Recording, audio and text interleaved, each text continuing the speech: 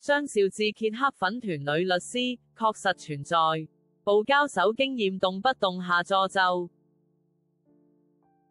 江怡傑綜合報導，男星張兆志、喬治先生2023年底宣布離婚，結束6年婚姻。怎料他作14日直播談及前妻許允樂遭網友霸凌一事，揭露背後其實有一群專門抹黑的黑粉團，且主謀疑似為自己30多年友人陳氏夫婦。對方因到處亂爆黑料，才會導致許允樂情緒崩潰，胃出血，全案掀起討論。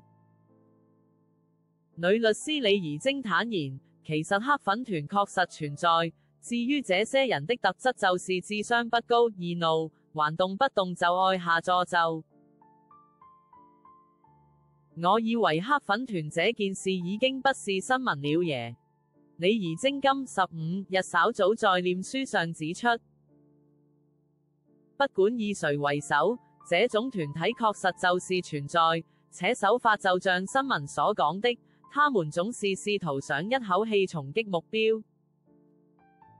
大量帳號會在特定時段蜂擁而至，各種污衊、嘲弄、容貌羞辱的言辭傾巢而出，因此沒練過的真的有可能會因此重傷。不僅如此，李怡貞也分享交手經驗，我不小心碰到奈何橋才陸續遇到這樣的爛團爛事，真的是踩到屎。但是跟他們換蠻好玩的，並透露這些黑粉團成員智商普遍都不高，又易怒，且還動不動就愛亂下詛咒。